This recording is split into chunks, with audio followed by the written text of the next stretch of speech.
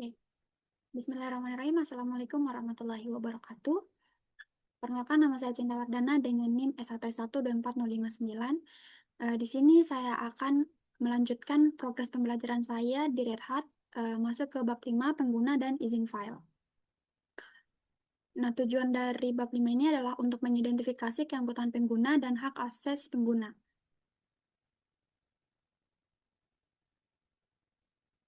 Linux itu dia akan mengidentifikasi kita secara unik dan memungkinkan untuk mengakses file, directory, dan konfigurasi pribadi. Nah, Linux itu dia akan melacak apa yang sedang kita akses dengan menggunakan sebuah pengidentifikasi pengguna atau UID dan sebuah pengidentifikasi grup atau GID. Nah, pengidentifikasi pengguna dan pengguna sistem, akun pengguna itu memiliki properti yang mendefinisikan beberapa karakteristik pengguna, seperti direktori beranda atau shell pilihan mereka.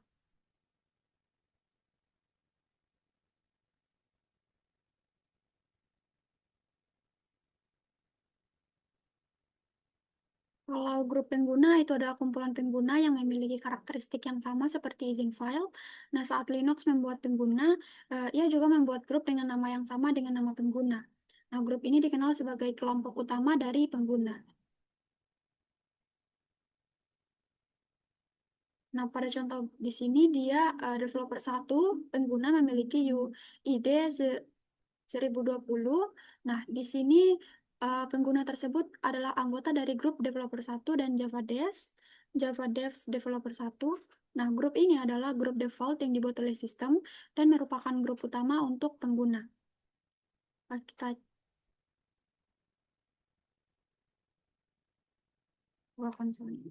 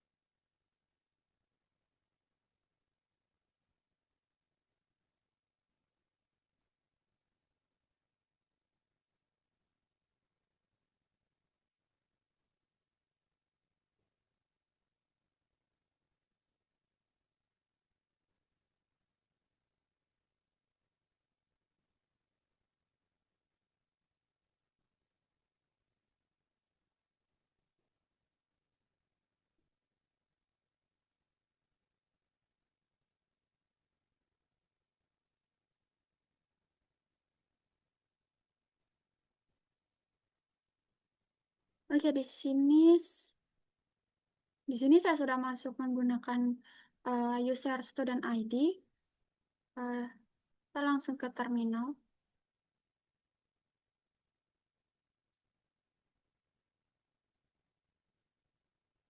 Coba,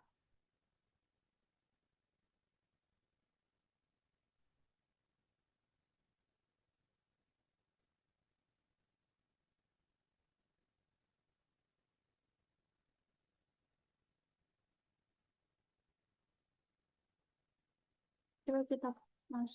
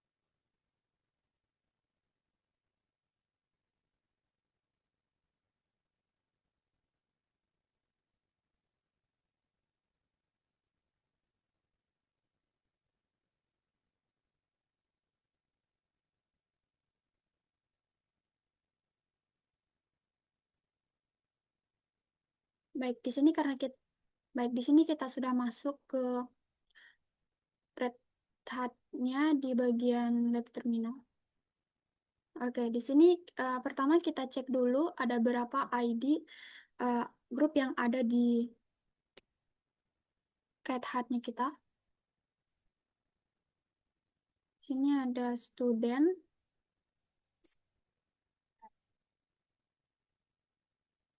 Hmm.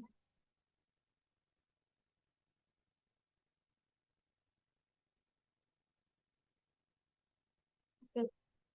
Jadi di sini kita menggunakan ID perintah untuk mencetak ide grup pengguna. Selain itu, kita juga bisa menggunakan name opsi untuk mencetak nama grup, bukan nomor ID. Oke, kita cek.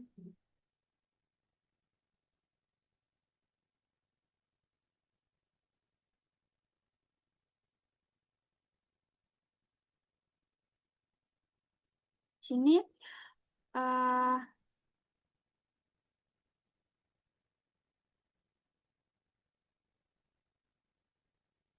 oke, jadi di sini GID dari grup pertama. Jadi di sini GID grup pertama itu adalah 1000. Kemudian untuk lihat namanya, kita pakai ID. Oke.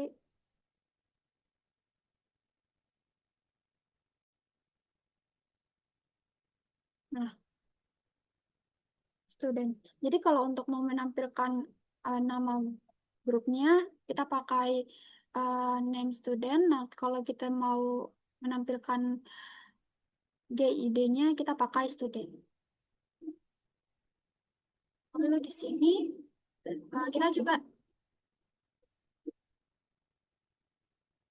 kita juga dapat melihat informasi grup dengan menggunakan grup perintah.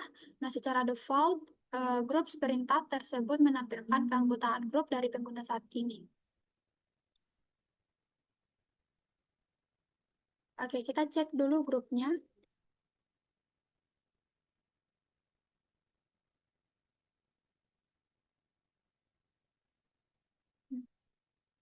Oh, no such user. Oke, kita harusnya grup sana ya. Grup student.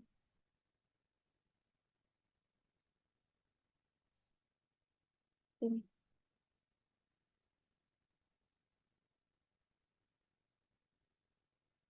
Terus kepemilikan file dan directory. Oke, untuk mengubah kepemilikan, sini kita dapat melihat dan memperbarui informasi kepemilikan file di aplikasi file. Oke,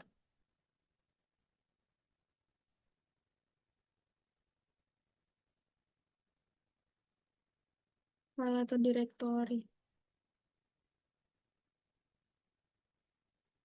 Di sini kita bikin dulu sebuah file ya.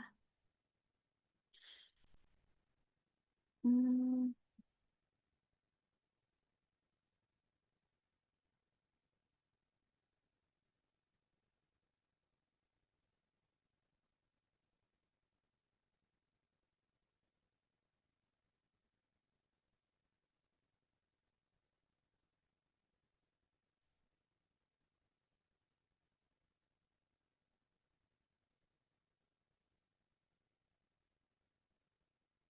Oke, sebelum itu kita bikin dulu file baru, dikarenakan file-file di sini masih, oke, di sini kita akan bikin file baru dulu. Langsungnya pakai touch, ini file 1.txt,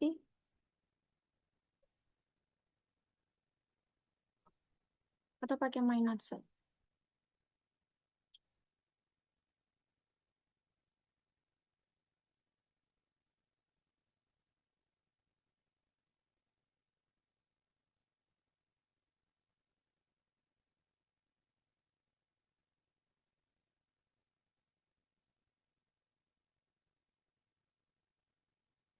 Pokoknya ceknya apakah udah ada, pakai ls l mynotes.txt. Oke, sudah ada. Kemudian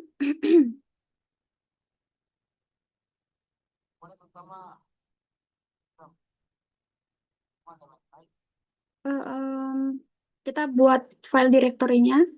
Sini pakai cd. Kita kasih masuk di dokumen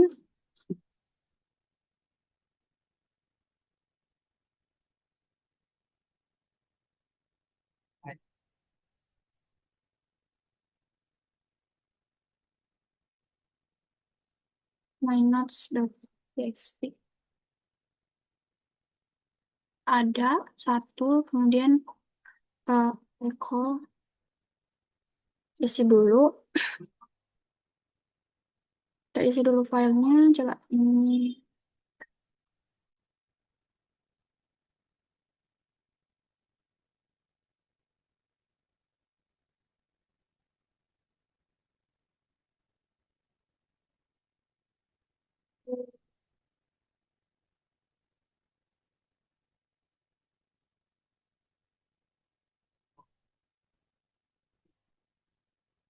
Kita panggil mynotes-nya pakai get.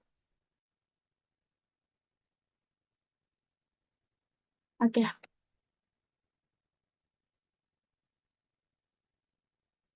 Oke, di sini kita diminta untuk mengubah kepemilikan file dan direktori. Kita cek dulu filenya. Ini dikasih apa sudah? Ini my notes properties permissions owner. Nah, di sini grupnya adalah dia ada di grup student, lalu red and white. Nah, di sini pada baris perintah Anda menggunakan perintah dengan opsi. Coba kita pakai will. Oke. Kemudian kita di sini ngecek pakai ls.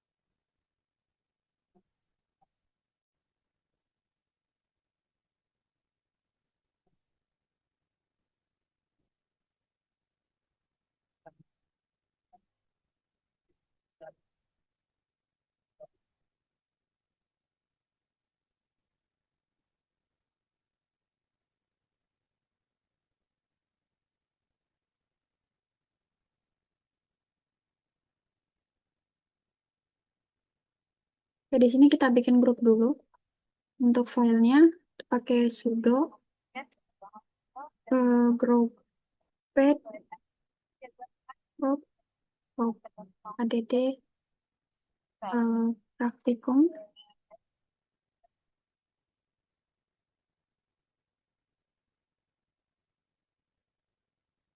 Terus kita cek grupnya apakah sudah ada atau belum menggunakan geten grup praktikum.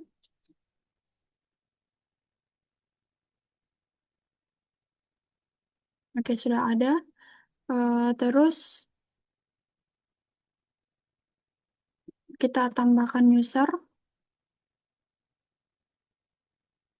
menggunakan sudo ini min ag praktikum student uh,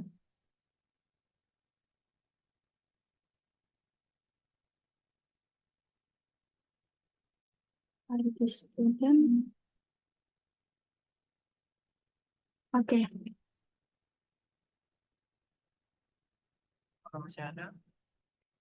di sini kita log out dulu supaya grupnya aktif.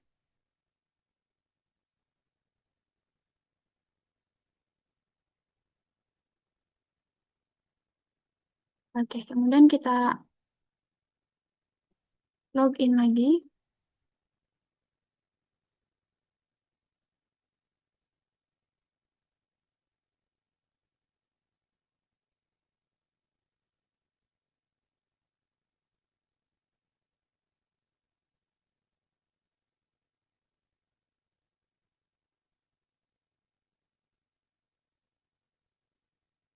Oke,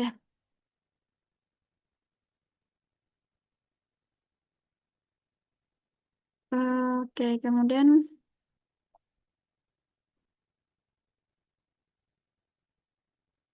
kita perlu memperbaiki kepemilikan file dengan menggunakan chown perintah.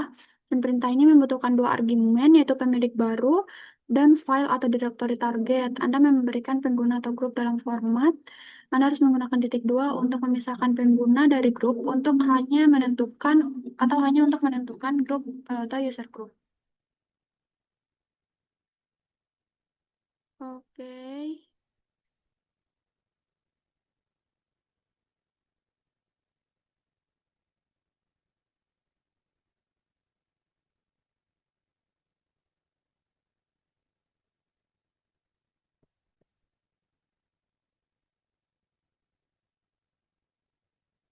Kita coba menambahkan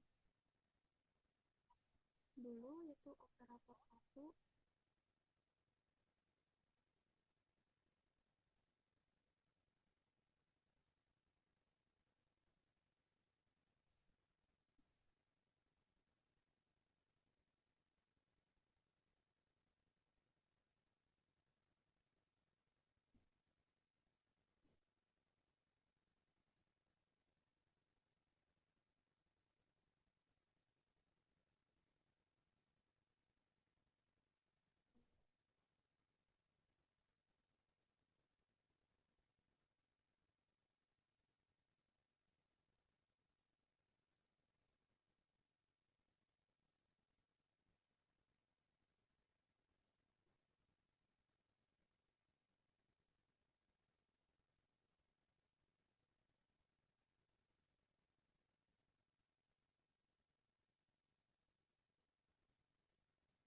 Ini kita akan ubah kepemilikan file dari MyNotes ini menjadi milik dari student ID.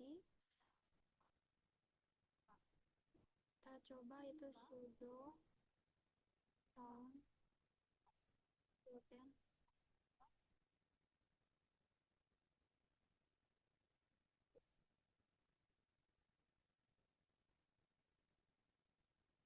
Coba kita cek lagi kepemilikannya.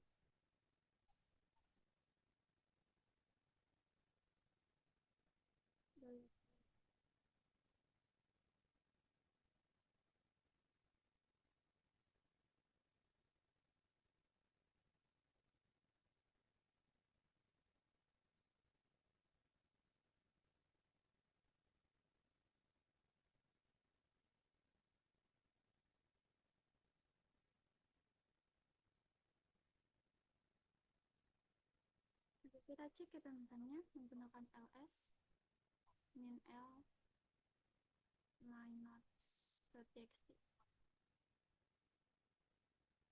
Oke, makanya sudah di student. Oke.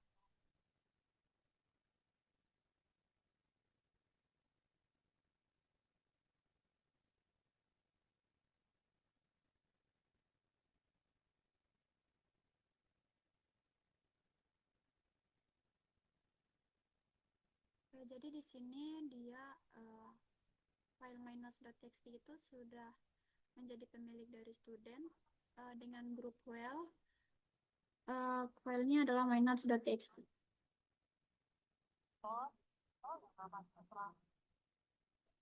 Terus kita di sini menjadi menyamar sebagai pengguna istimewa.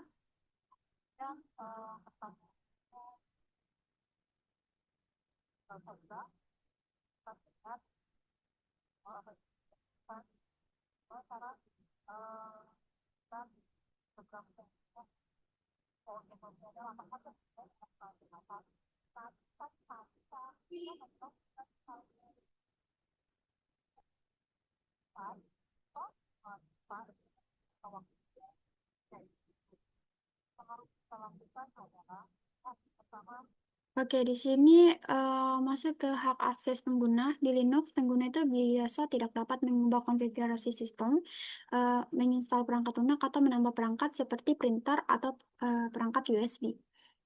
Nah, pengguna biasa juga dibatasi untuk membuat file di luar direktori home mereka. Nah, pembatasan ini membantu menjaga sistem tetap aman dan aman dari akses tidak sah dan penyalahgunaan yang tidak sengaja. Namun dalam beberapa skenario, pengguna itu bisa mungkin perlu melakukan tugas-tugas ini. Yang pertama, dia bisa menyamar sebagai pengguna istimewa. Dia menggunakan hak akses sudo. Nah, dia menggunakan sudo perintah. Anda harus menentukan sudo perintah tersebut sebelum perintah yang memerlukan hak akses yang lebih tinggi.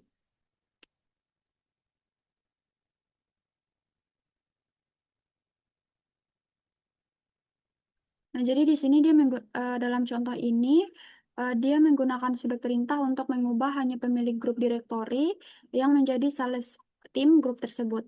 Nah, karena akun pengguna memiliki hak istimewa sudo, eh, kita menggunakan sudo perintah untuk meniru root pengguna. Nah, jika tidak, kita tidak akan dapat mengubah izin pada direktori karena kita bukan pemiliknya.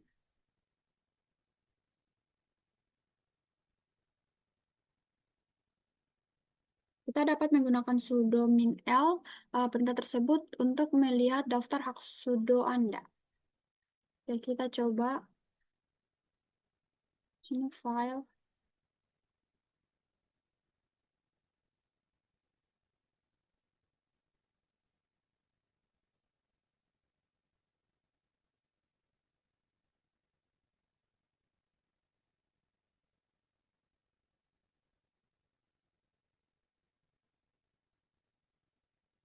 Berarti dia hanya user student ya.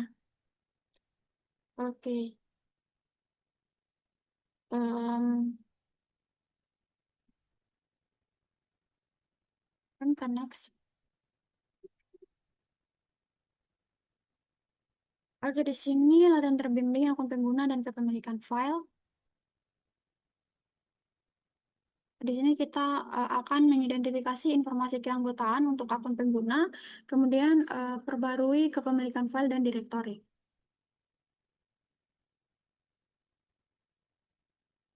Oke, di sini pakai lab start users min account.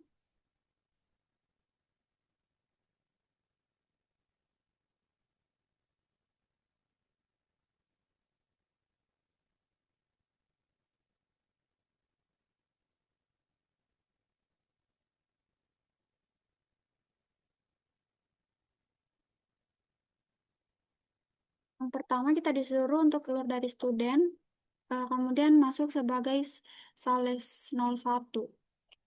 Kita keluar, keluar. Oke.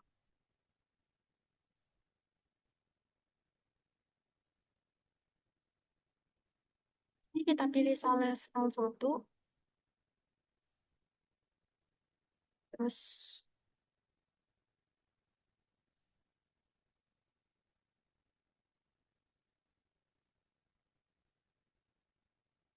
ke terminal lagi. Terus kita cek keanggotaan grup, pakai grup sales 01. File to search file. Oh, lihat yang ada. Oh, coba. kurang S. Groups Sales 01. Oke, Sales.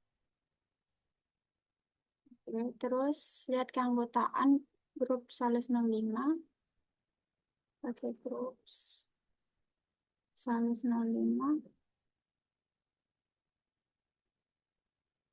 Terus grup Sales 12.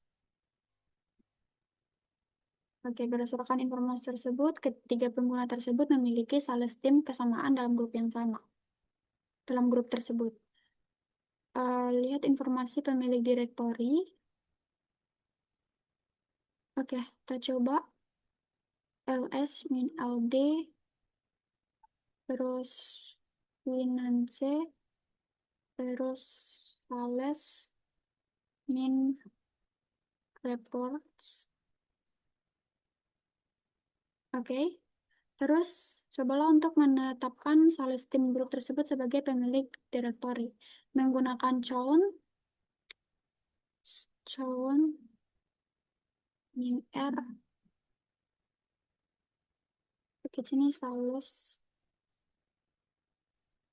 team, terus finance, terus sales reports. Oke, mengubah grup, operasi tidak diizinkan, operasi tidak diizinkan. Jadi perintah ini tuh gagal karena sales 01 itu bukan pemilik direktori sales reports. Jadi pengguna ini tidak memiliki izin untuk mengubah pemilik direktori. Nah, di sini kita perlu memverifikasi hak akses sudo pengguna sales 01. Gunakan hak akses menggunakan chown menjalankan perintah yang menetapkan sales team sebagai pemilik direktori. Oke, di sini sudo min L.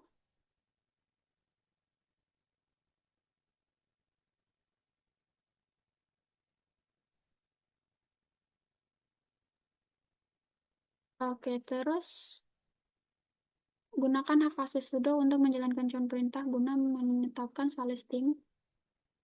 Oke, pakai sudo terus chown min R sales team, lalu finance, kemudian sales min reports. Oke, kemudian pastikan bahwa sales team group adalah pemilik direktori. Kita cek pakai ls min ld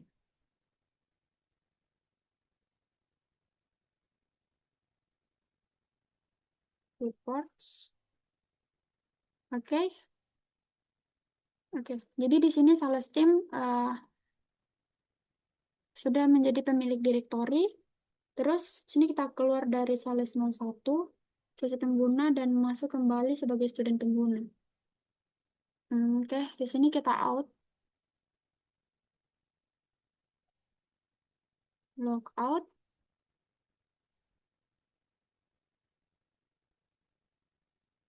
Terus kita masuk lagi sebagai student.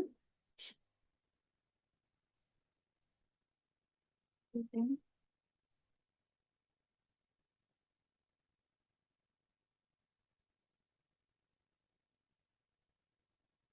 Kita buka terminal.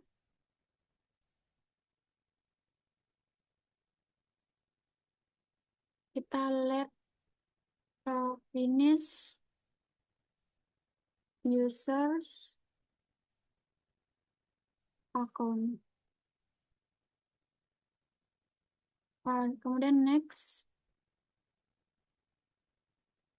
Mengelola izin file, di sini tujuannya untuk mencantumkan dan menafsirkan izin file. Izin file merupakan bagian penting dari model keamanan Linux, dikarenakan kepemilikan file dan izin file itu mengatur akses pengguna ke sumber daya file. Kemudian menginterpretasikan izin file.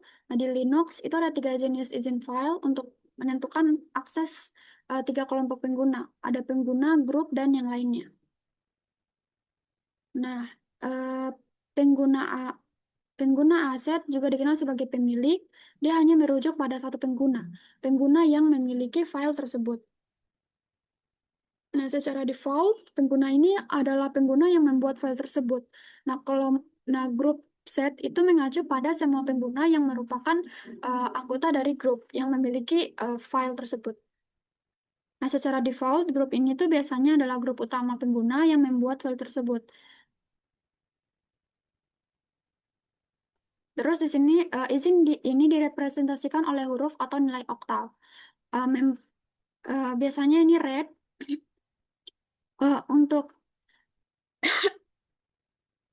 Untuk red, izin akses adalah izin paling dasar pada sebuah file.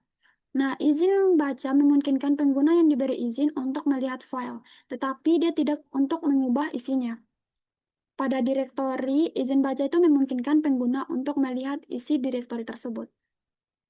Kemudian ada write, atau dia pakai huruf W. Ini menulis, memungkinkan pengguna untuk dia modifikasi dari isi dari file tersebut. Nah, jadi izinnya itu dia bisa membuat file di dalam direktor tersebut. Kemudian ada jalankan pakai X. Nah, menjalankan berarti izin tersebut dia memungkinkan pengguna yang telah ditetapkan untuk mengeksekusi file. Jadi sebuah file berarti bahwa sistem menjalankan daftar tugas yang dikodekan ke dalam file yang dieksekusi. Nah, di Linux kita biasanya menjalankan script shell. Script shell ini adalah file teks biasa yang berisi daftar perintah. Nah, bagian pertama sesuai dengan izin pengguna, bagian kedua dengan izin grup, dan bagian ketiga sesuai dengan izin untuk orang lain. Nah, string tersebut, RWX, itu mewakili ketiga izin, yaitu baca, tulis, dan eksekusi. Nah, kalau string RW, itu berarti dia memiliki izin baca sama tulis. Tanda hubung ini menunjukkan tidak adanya izin eksekusi. Kalau string tersebut R, minus-minus, ini hanya mewakili izin baca.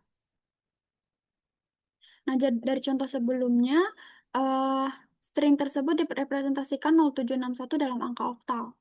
Jadi angka pertama menunjukkan tidak ada izin khusus. Kalau angka kedua, 7, dia mewakili pemilikan pengguna, dan nilainya itu sama dengan RWX. Angka tersebut dihasilkan dari penjumlahan izin baca. 4 dalam nilai oktal, tulis 2 dalam nilai oktal, dan eksekusi itu 1. Kalau angka ketiga yaitu 6, dia mewakili pemilik grup. Nah, dan nilainya itu sama dengan RW string. Angka ini 6 dihasilkan dari penjumlahan izin baca yang dia ada 4 dalam nilai oktal dan tulis dia ada 2. Kalau yang keempat itu 1, berarti dia mewakili izin eksekusi.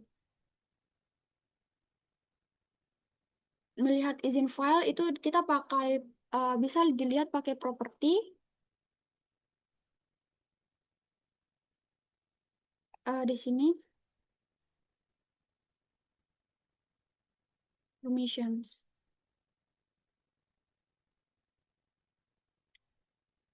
Nah, di sini grupnya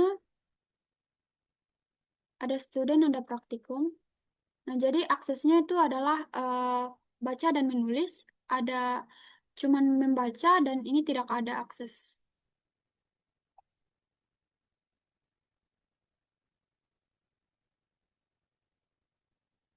Kemudian mengubah izin file, akses untuk setiap-tiap pengguna, oh itu tadi. Kalau di terminal kita pakai chmod, terus untuk merujuk ke directory saat ini, kayak daily tasks, itu script tersebut tidak memiliki izin eksekusi sehingga eksekusi akan gagal.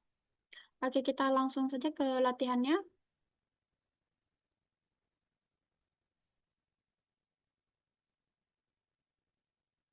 Kita langsung ke terminal. Di sini close dulu aja. Terus terminal. Lab start. Lab start. users permissions.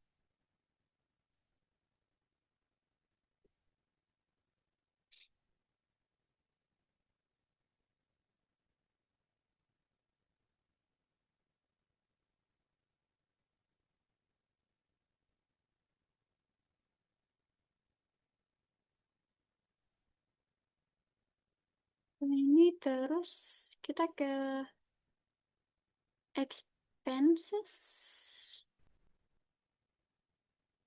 Mana ya?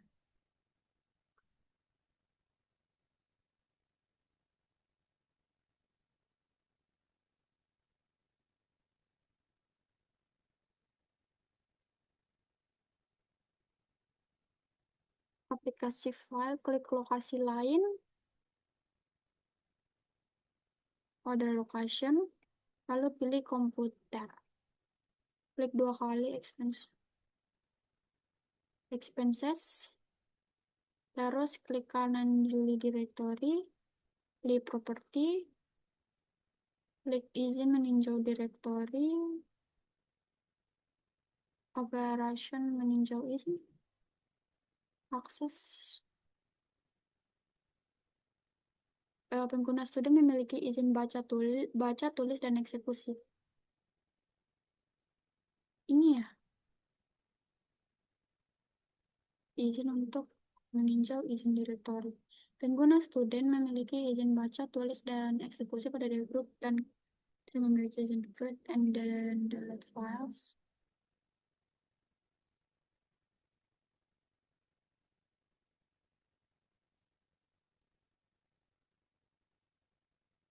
Oke,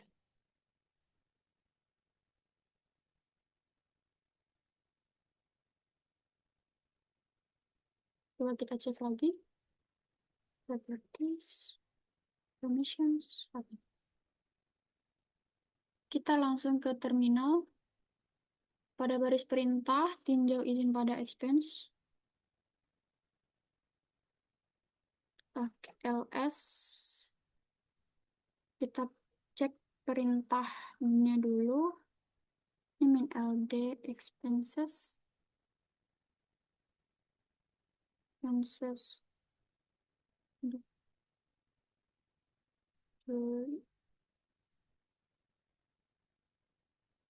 Student operations. Oke. Terus periksa izin files. Ini ls min l expenses Juli. Oke. Nah, berikan operation izin baca tulis kepada grup tersebut pada expense Juli directory. Nah, perintahkan rwx set izin saat ini untuk pengguna dan pertahankan set izin untuk pengguna lain. Oke, di sini pakai chmod 0760 terus expenses terus Juli. Lalu ls min ld terus expenses Juli.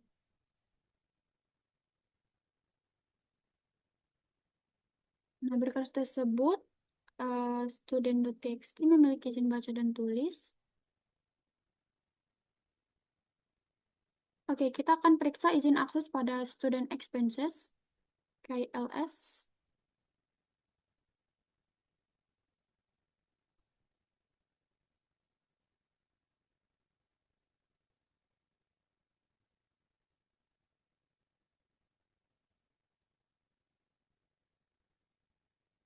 KLS min L terus expenses. Ini Juli student expenses.txt.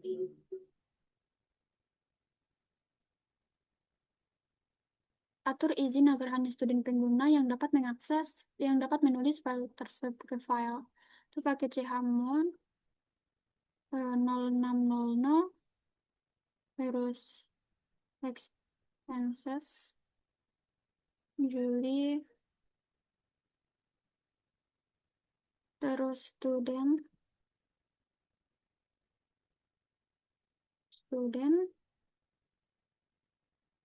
salah lagi nih Juli student expenses terus oke.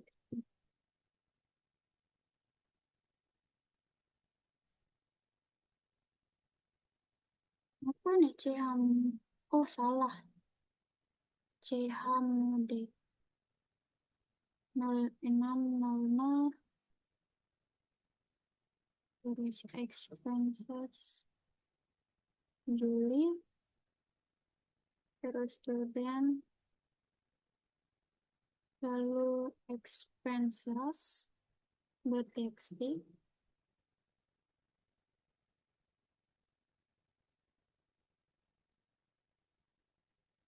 Kemudian ls min l kita cek terus ini expenses Juli student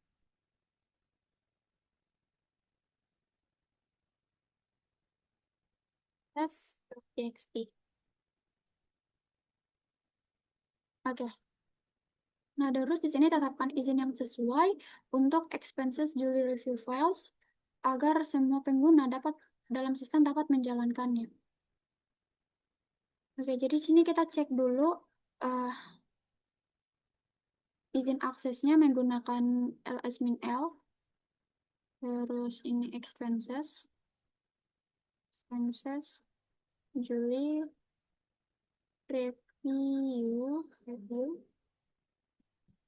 terus files.sh expenses Juli review files.sh. Oke, terus di sini kita atur izin agar semua pengguna dapat menjalankan review files menggunakan chmod 755 terus expenses Juli review files.sh. Terus kita cek menggunakan ls-min-l terus expenses Juli review files ya files.sh review files.sh expenses. Oke. Ini udah ya. Jadi di sini nanti review files itu eh, izinnya semua pengguna itu bisa menjalankannya.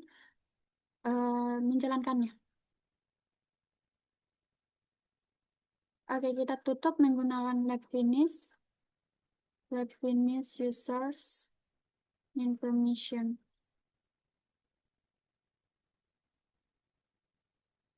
Next, Oke, Linux memberikan pengidentifikasi pengguna yang unik kepada setiap pengguna dan pengidentifikasi grup kepada setiap grup. Nah, seorang pengguna dapat menjadi anggota dari satu grup utama dan beberapa grup tambahan.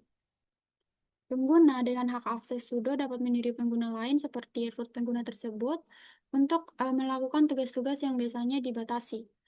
Nah, izin yang ditetapkan pada sebuah file atau directory menentukan siapa yang dapat mengakses item tersebut dan bagaimana mereka dapat berinteraksi dengannya. Nah, izin didefinisikan untuk 3 entitas pengguna, yaitu pemilik file, grup yang memiliki file, dan pengguna lain manapun di sistem. Nah, sebuah file atau directory di Linux memiliki satu pemilik pengguna dan satu pemilik grup. Contoh perintah ini memodifikasi pemilik pengguna dan grup dari sebuah file. Izin yang ditentukan dapat memungkinkan pengguna untuk membaca, menulis, atau mengeksekusi file. Izin file itu direpresentasikan oleh huruf atau angka oktal.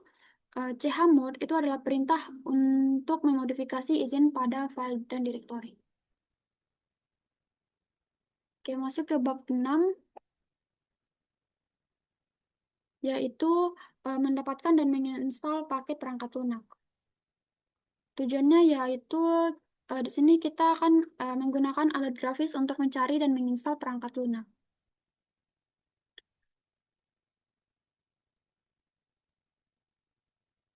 Distribusi perangkat lunak itu adalah sumber terbuka yang dapat dikompilasi langsung dari kode sumber, namun membangun perangkat lunak adalah proses yang memakan waktu dan membutuhkan keahlian yang cukup besar.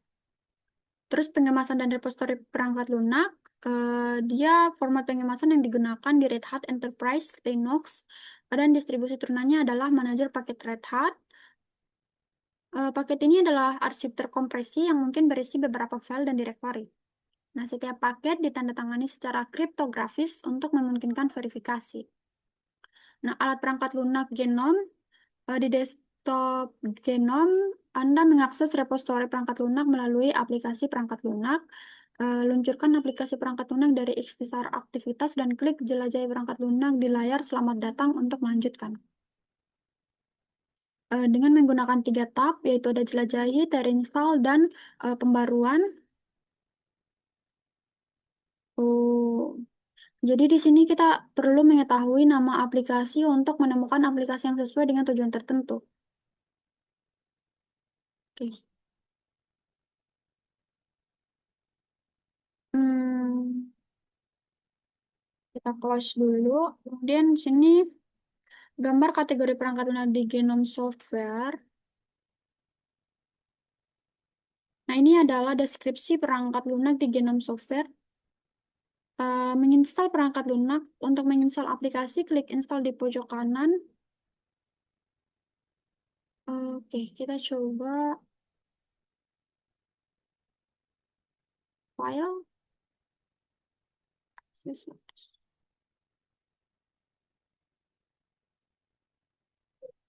Software, browse software. Em, Setelah Anda mengklik kategori atau masuk ke layar detail aplikasi, gunakan icon panah kiri atas jendela.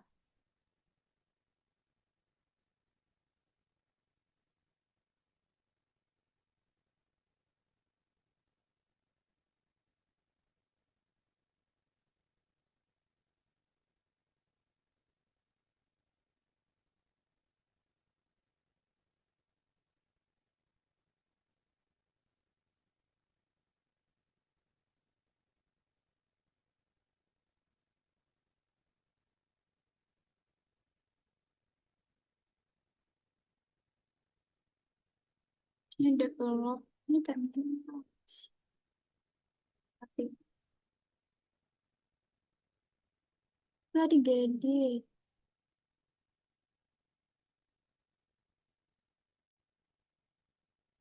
Lalu menginstal perangkat itu diinstalled. Di sini ada cheese. Oke. Di tab terinstall untuk melihat semua aplikasi desktop yang saat ini terpasang di sistem Linux. Anda dapat mengklik nama aplikasi untuk membaca tentangnya. Misalnya kita lihat aplikasi file. Oke, sini akses organize. Oke. Nah, di sini kalau kita mau install tinggal hapus aja ya. Jangan jangan dihapus instalasinya. Terus memperbarui perangkat lunak. Karena perangkat lunak desktop dikelola dalam repository, Genome Software akan menerima pemberitahuan ketika pembaruan untuk aplikasi yang terinstall tersedia. Ini update. Oke. Ini untuk melihat aplikasi desktop yang terinstall yang memiliki pembaruan tersedia.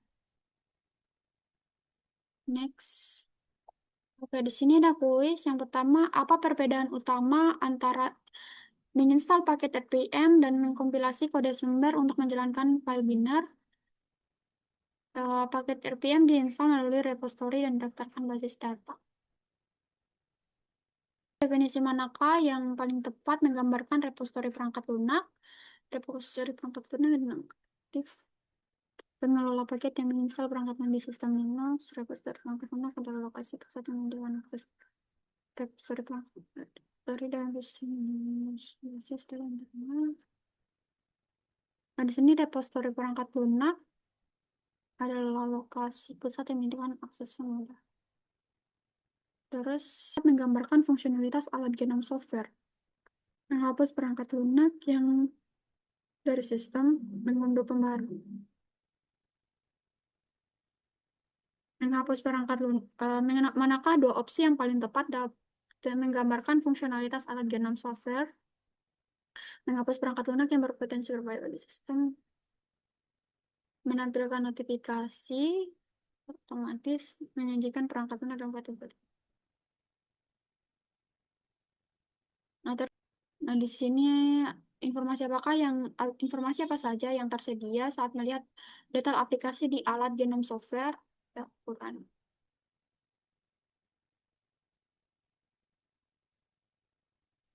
Ya. Dan menginstal perangkat lunak. Di sini tujuannya untuk gunakan baris perintah untuk menginstal paket dari berbagai sumber. Di sini pakai daftar repository. Oke, di sini untuk ketersediaan aplikasi perangkat lunak ditentukan oleh repository yang dikonfigurasi pada sistem. Kalau di terminal kita gunakan perintah dnf replist. Terus kalau di sini mencari aplikasi baris perintah itu kita menggunakan perintah dnf search jsh. Berarti dia ini paket yang berisi jsh shell. Terus jika kita tidak memiliki aplikasi tertentu, tetapi membutuhkan aplikasi yang memiliki tujuan spesifik, maka dapat mencari berdasarkan ringkasan. DNF search cell juga. Oh, ini menggunakan perintah DNF search cell. Search cell.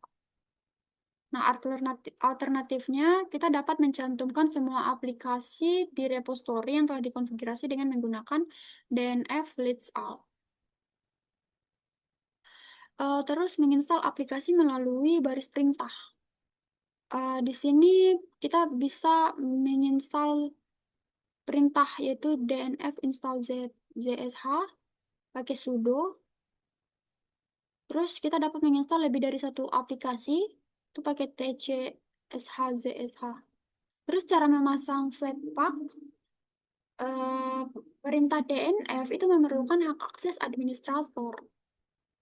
Sebagai administrator, kita mungkin ingin mengizinkan pengguna untuk menginstal aplikasi tanpa memberi mereka akses ke hak istimewa sudo. Nah, untuk menyiapkan sistem Flatpak, buka peramban web dan navigasikan ke https://flathub.org, lalu klik siapkan Flathub.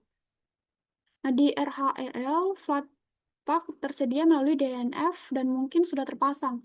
Untuk menginstal Flatpak, gunakan DNF install Flatpak perintah dengan hak akses sudo.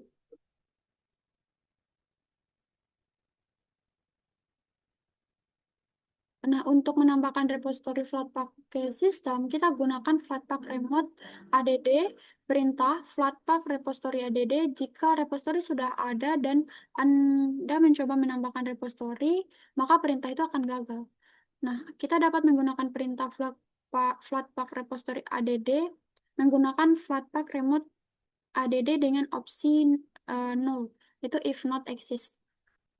Nah, dalam contoh ini kita dapat menggunakan repository FlatHub dengan menggunakan HTTPS.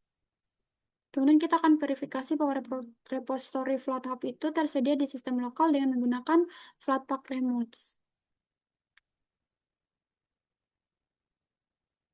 Untuk memverifikasi bahwa perintah pengaturan tersebut berhasil, di sini ekspor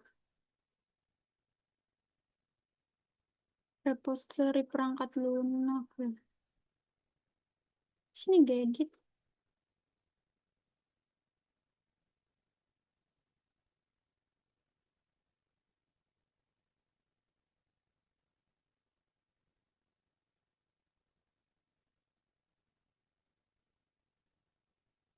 Firefox.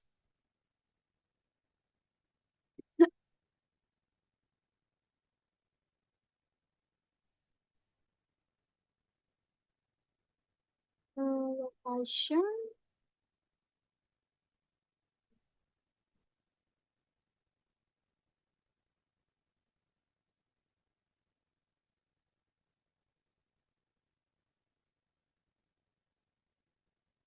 Oh, cocok menggunakan string tambahan ya. Ini ya, plat. Oh, sini kan kita belum belum mana ya, belum install ya, belum diinstal Flatpaknya. Oke, kita coba latihan untuk menginstal paket perangkat lunak. Kita kembali, kita cek di terminal, lab start.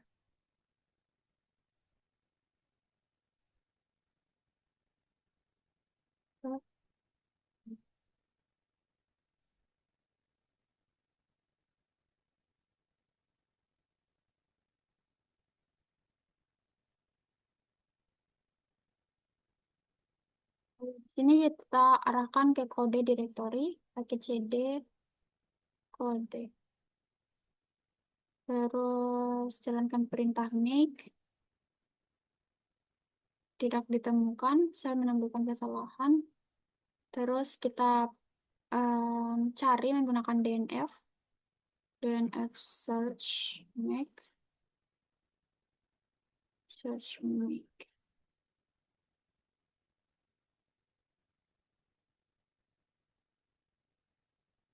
Oke, terus DNF info make untuk mencari informasi tentang make. DNF salah lagi, DNF info make. Oke, terus install make paket tersebut gunakan akses sudo dengan student pengguna agar dapat melakukan instalasi. Oke, jadi ini sudo ya. Sudo DNF install make. Passwordnya student.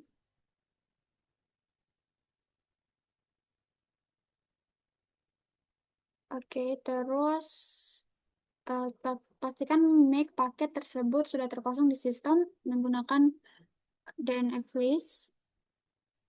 Install make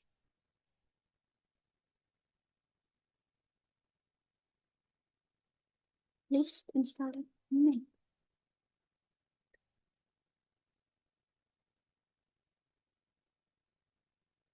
Belum terinstall kah? Coba make. Cek.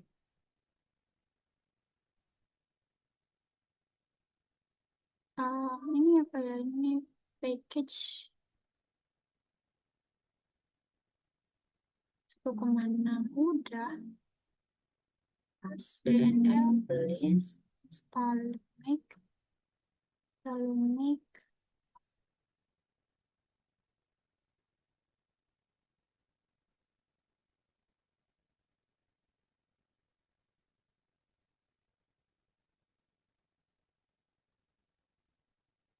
Coba GCC.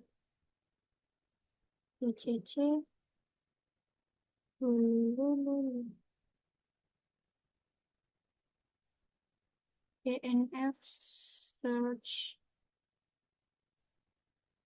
GCC.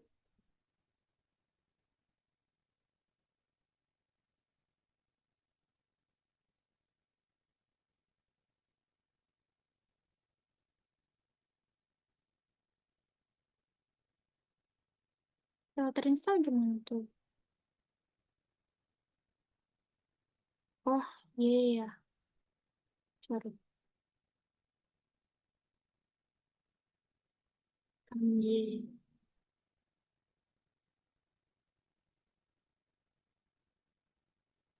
Oke.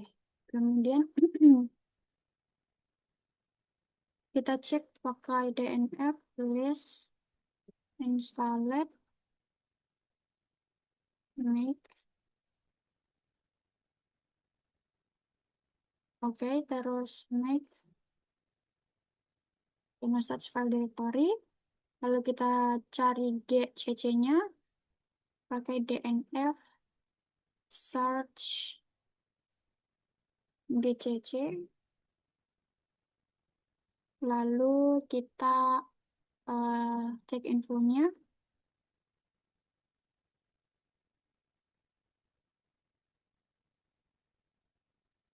Terus sudo install dnf ya. Oke, kita install GCC. File.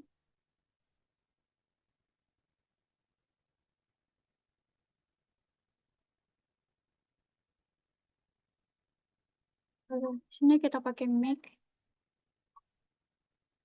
Lalu ls min checklistnya. Oke, terus jalankan kode file binner min code. Terus tinjau riwayat instalasi paket, kembali ke student directory beranda, pengguna.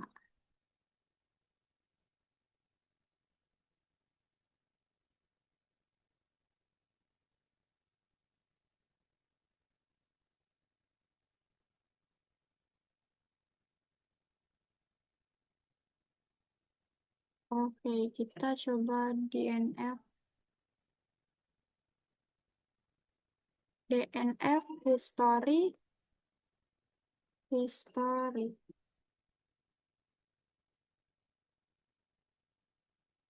Oke, terus kita eh, kembali ke student. Terus kita finish software package-nya. Finish software package. Lalu next-nya kompresi dan ekstraksi data.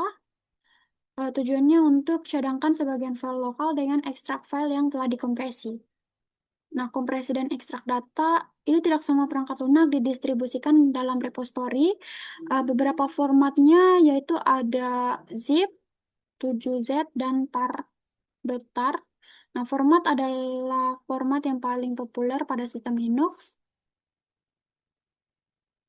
Kemudian bekerja dengan arsip di desktop. Aplikasi Genome Files memungkinkan Anda untuk mengekstrak arsip. Oke, kita close. Terus di sini dokumen, terus compress, archive name-nya di sini. Pada dialog buat arsip muncul, berikan nama untuk arsip, lalu pilih format dari daftar tarik turun secara default. Oke, Genome Files membuat zip file. Aplikasi file juga dapat menghasilkan zip file dan kata sandi.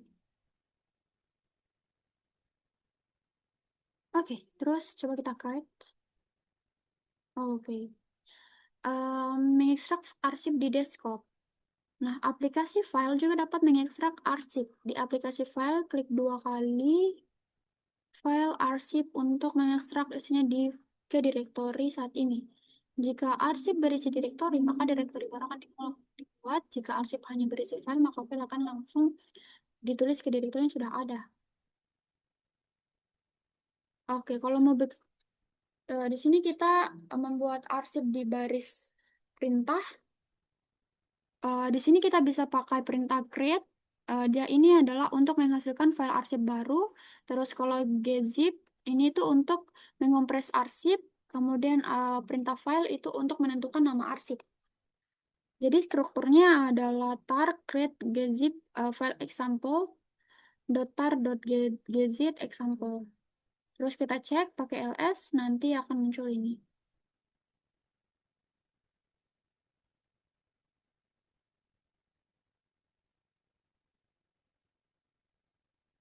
Mengekstrak arsip baris perintah, unzip, isi sebuah file zip, terus menginstal perangkat lunak dan memulihkan cadangan.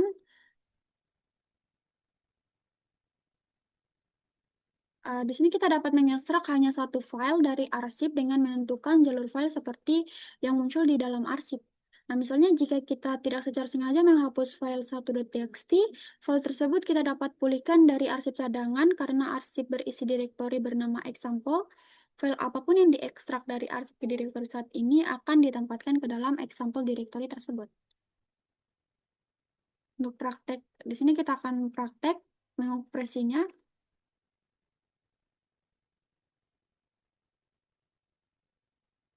Terminal. Oke, di sini kita jalankan lab start software compressed. Nah, di sini pada baris perintah tinjau isi direktori menggunakan tree dokumen. Tree documents. Oke. Oke, jadi isinya adalah dokumen, exercise, the break question, solution, summary, presentation. Ada 3 direktori dan 3 files. Terus di sini di dalam dokumen direktori tersebut, kita akan buat salinan cadangan direktori exercise. Gunakan tar, perintah dengan exit, opsi kompresi, simpan ke file arsip dalam direktori tersebut di tmp ya. Oke, pakai cd, lalu spasi home, kemudian student, terus dokumen. Oke, terus di sini pakai tar, min create, terus min exit, lalu spasi size.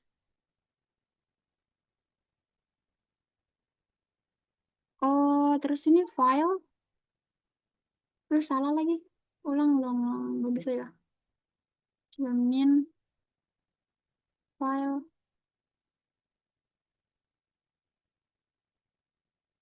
Ah, tak, terus aja dikali. Version terminal. Oke. Di sini kita mulai dengan lab start, start software compressed.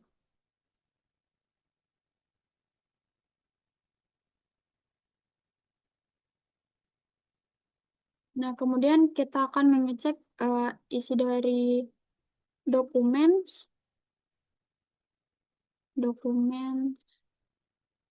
Di sini berisi 3 directory sama 3 files. Lalu di sini kita akan kompres directory cadangan exercise-nya, cd, terus home, student, terus documents. Terus start, react, min exit, slice, file, spasi, tmp, exercise, dot tar, dot exit, terus exercise. Error, exceptional,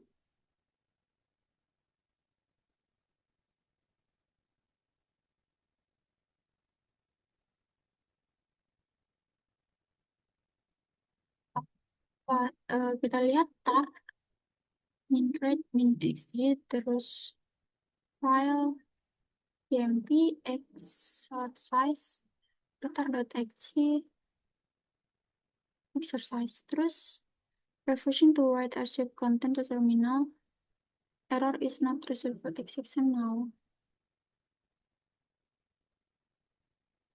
Oke, coba kita workstation tar. Kita buat cadangan lagi di desktop notes. Min create, exit, terus slash. Lalu ini min file, pmp, exercise, exercise dot start dot exit, exercise, terus desktop, terus notes dot txt.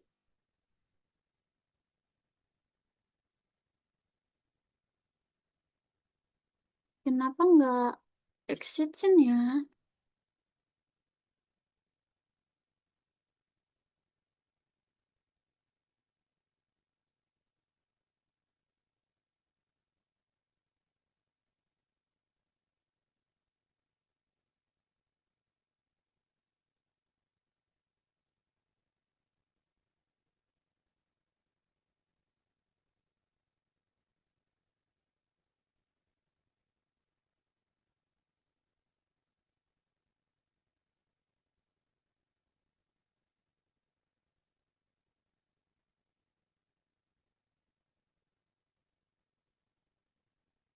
Ini udah black size.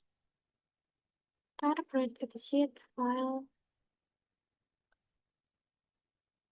Ya oke, coba sini eh kita ulang dulu. Jadi dari CD, terus home student, terus dokumen, home student documents, lalu di sini tab, min create, min exit, terus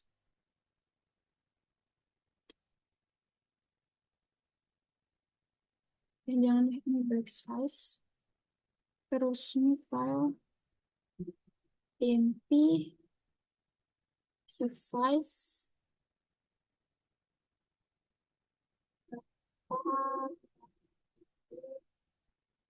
exercise. Oke, terus di sini kita bikin cadangan lagi di desktop note pakai tar, min create, min exit, eh, terus ini file mp exercise tar dot exit, terus exercise, lalu ini desktop, terus ini notes dot txt.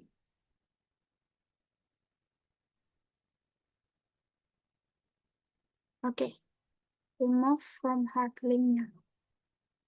Terus di sini kita buat lagi home student backup directory dan masuk ke directory. Di sini pakai mkdir, salah lagi. Terus ini backup, terus cd backup. Oke. Terus ekstrak cmp exercise ke file backup directory. Ekstrak cmp ya. Coba tar min ekstrak min exit. Terus file cmp exercise dot tar dot exit. Nah, terus kita cek file di isi direktorinya pakai tree. Desktop note exercise. Ada 4 files. Terus kita kembali ke student. CD. Dan menggunakan aplikasi Genome File buat my.zip. File terkompresi dari backup. Oke, kita close dulu ini. Jadi langsung terus backup, compress, terus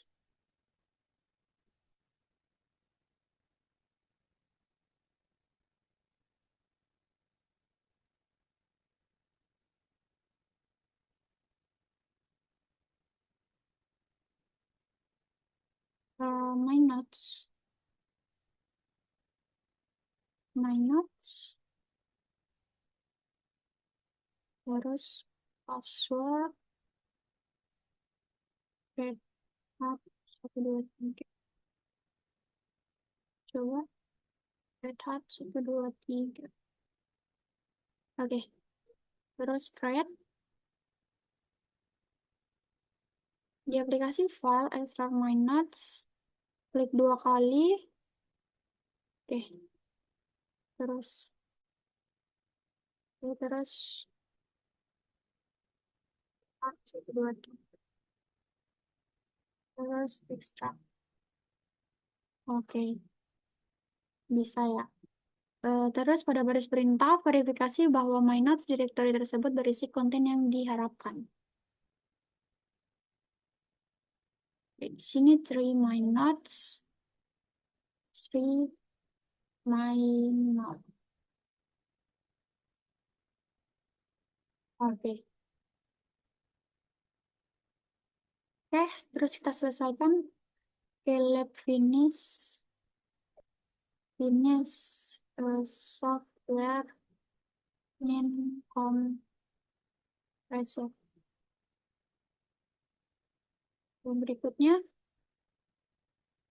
mendapatkan dan menginstal perangkat lunak.